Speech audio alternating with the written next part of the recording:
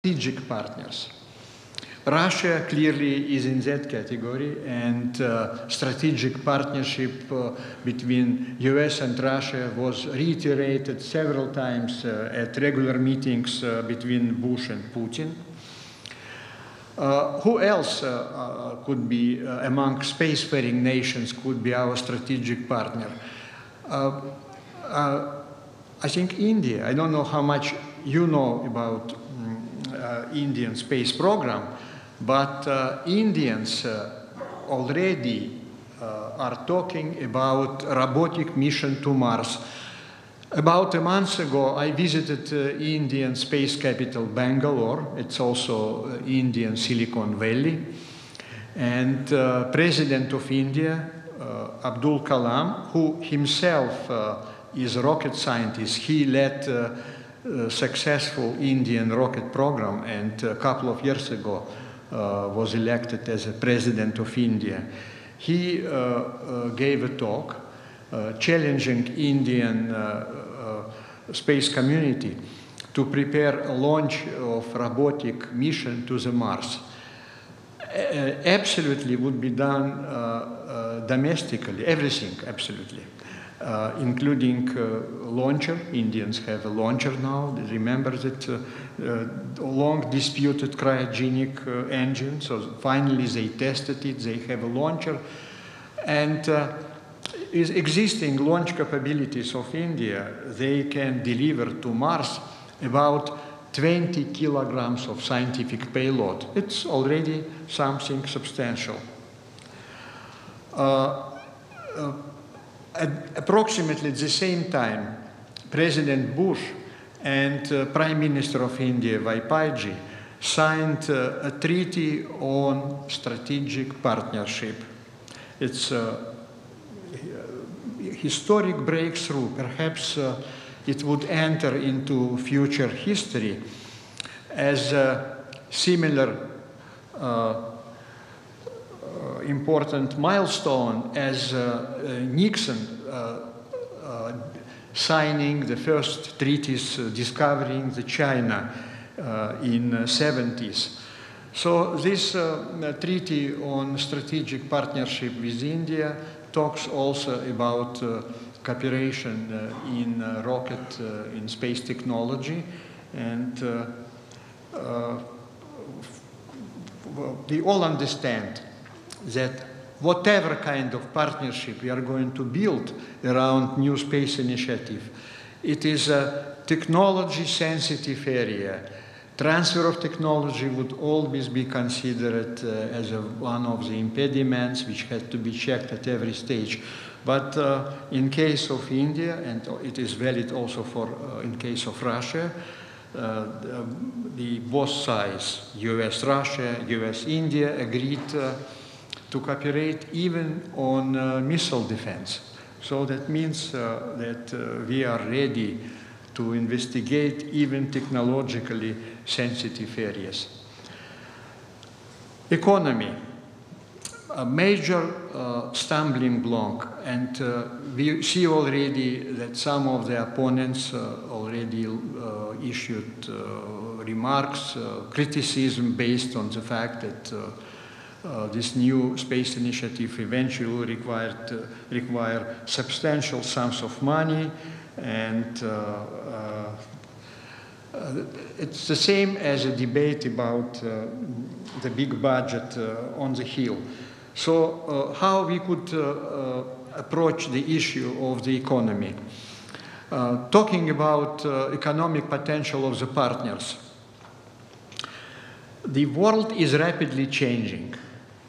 If you have seen recently published forecast of economic development up to 2050, issued by Goldman and Sachs, it's coming with rather stunning conclusions.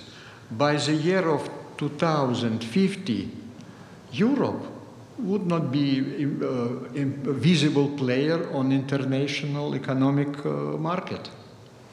It would be replaced completely by 4 countries which Goldman and Sachs brought together under abbreviation BRIC, which means Brazil, Russia, India, China. These 4 countries will have economies far greater than the economy of Europe.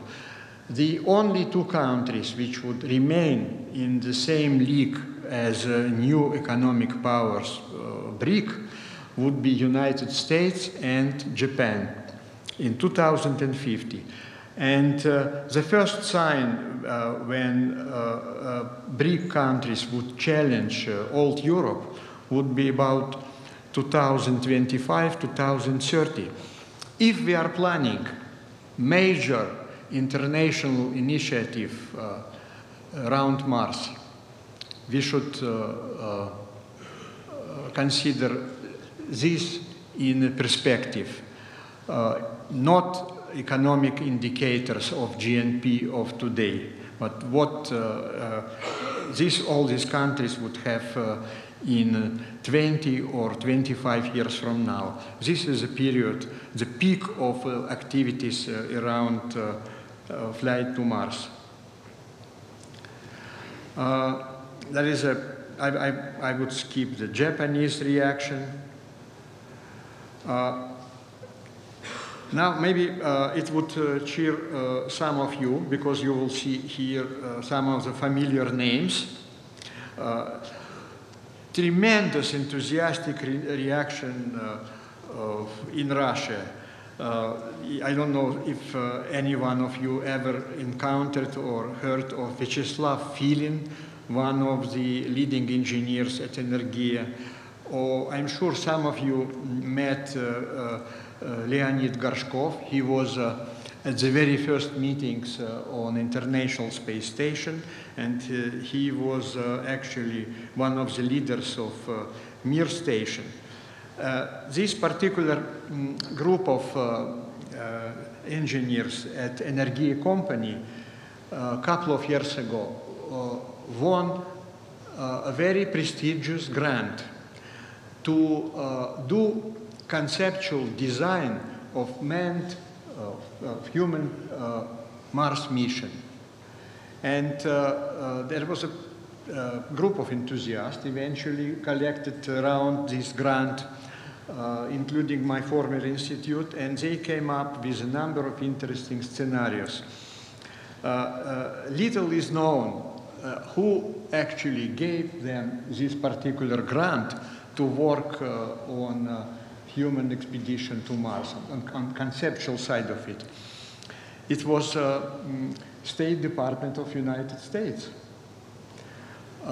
It was under the umbrella of very interesting program, which is known here since maybe 10 years ago as Nunn-Lugar program.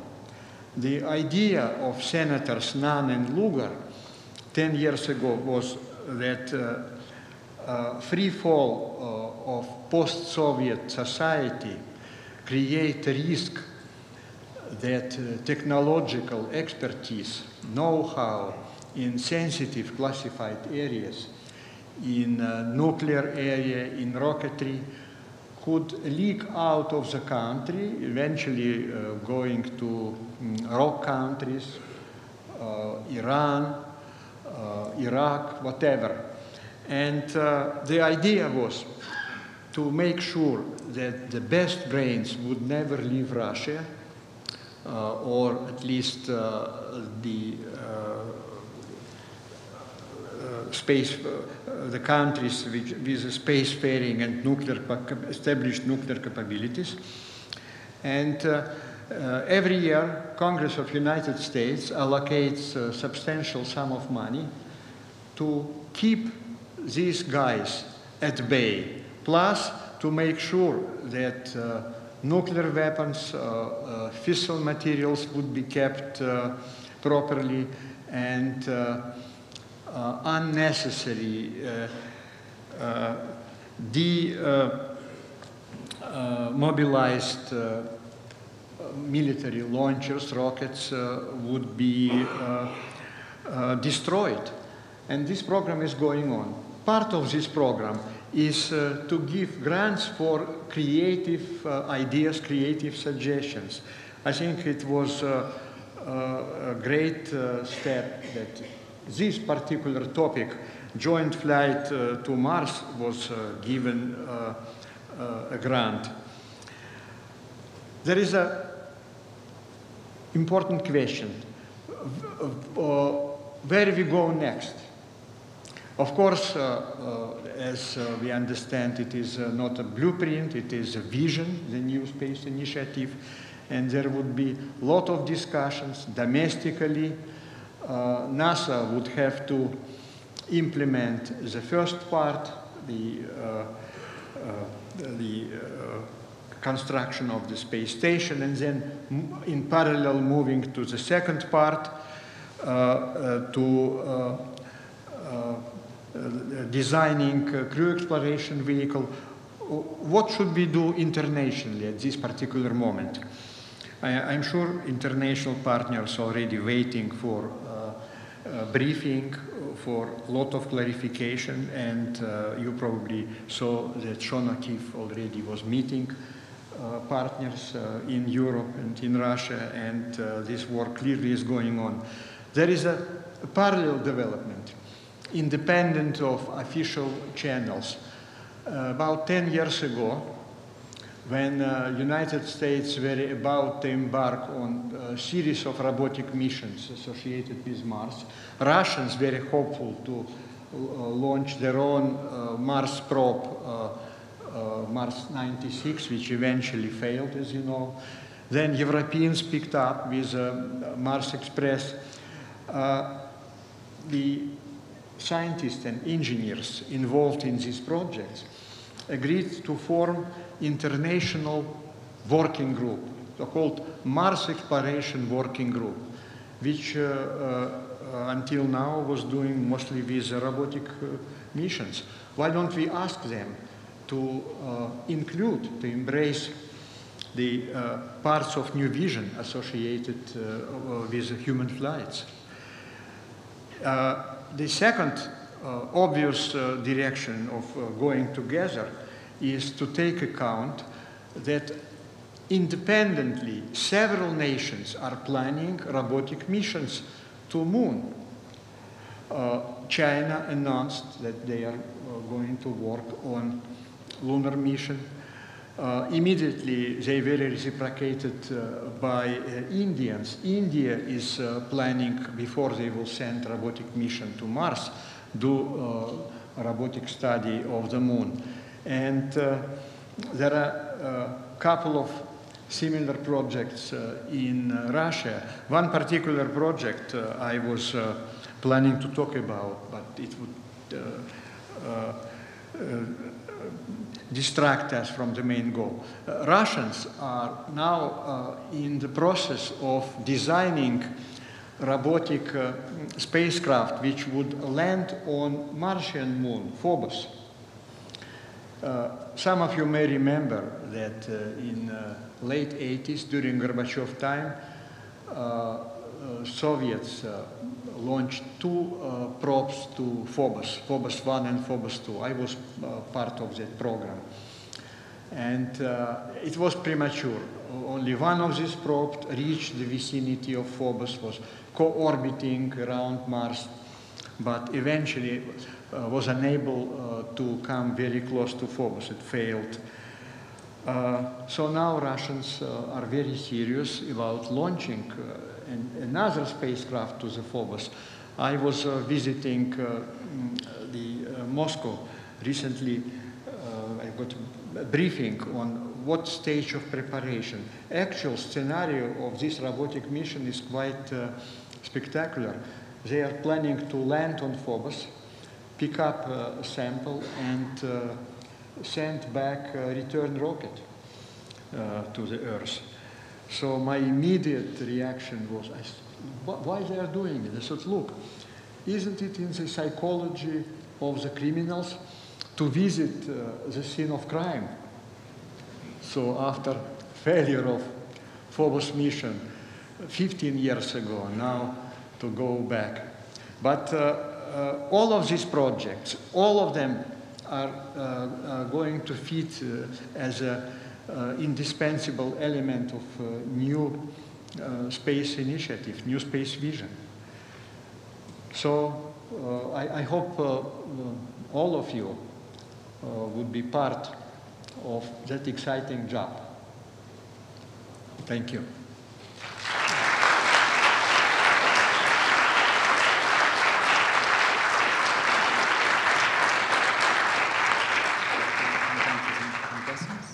Would you have time?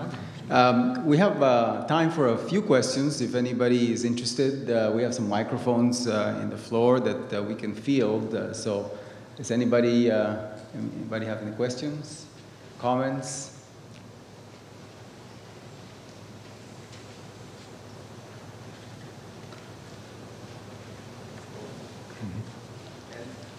Do you have any comments about the role of private enterprise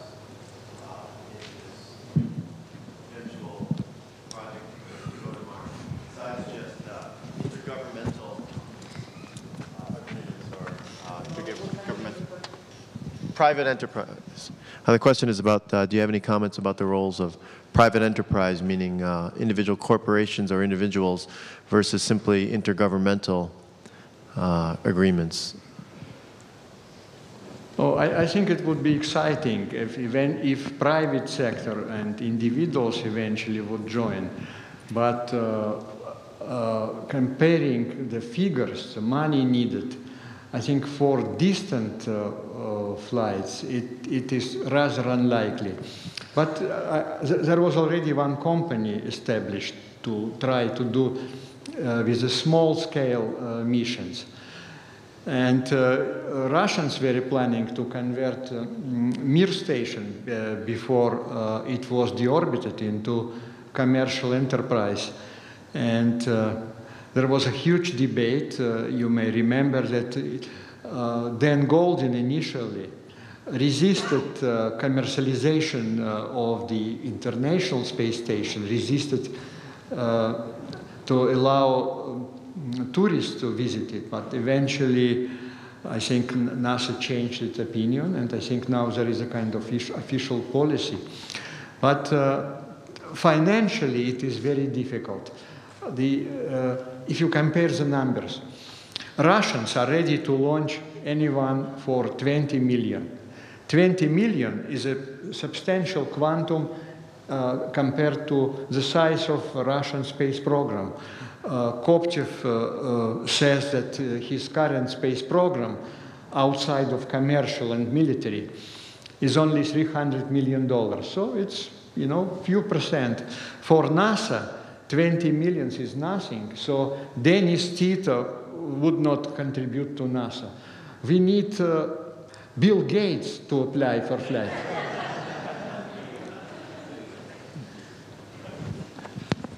Okay. Hi. The question I had was, there are a lot of grassroots organizations around the entire planet. There's the Mars Society, there's the National Space Society, the American Astronautics Society, and I'm sure Russia has their comparable organizations. Mm-hmm. Have you had any contact from any of those organizations to lend their aid towards this possible, just providing support to the project that you're looking at? I think the main idea of this organization, the grassroots organization, is to steer the interests of general public, to get support for governmental programs. I am involved in activity of Planetary Society. I am on the board of Planetary Society. Several years ago, I think it was still during Carl Sagan time, tried to launch international initiatives, helping to create a Japanese organization of similar type, Russian organization, and lately, Planetary Society started to raise funds for specific I would say, smaller scale experiments. One particular experiment which they are financing now is solar sail. Babakin Design Bureau in Moscow, it's known organization, it's in robotic, in lunokhod and so on. They are going to launch small spacecraft, very tiny, to the orbit about 800 kilometers, and open very light sail, which would be of the size of probably this room, using a new American plastic material, very light. And I think the launch would be in September. American money, Russian designer, they wanted to find a very cheap launcher for this small rocket. And you cannot imagine what they did. They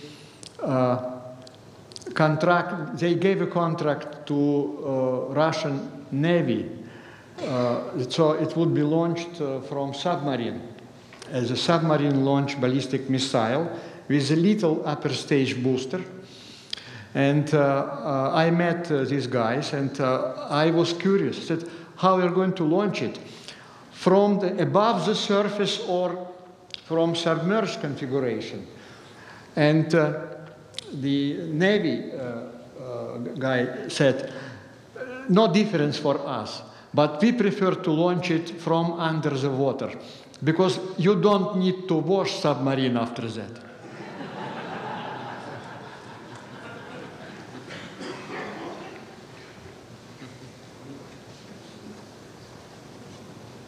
Very well. Questions? I guess if we have no more questions, we will see you tomorrow at 2 o'clock, same time, same place, and we'll get more into the nuts and bolts of the problem of propulsion tomorrow. So thanks for coming. Another round of applause for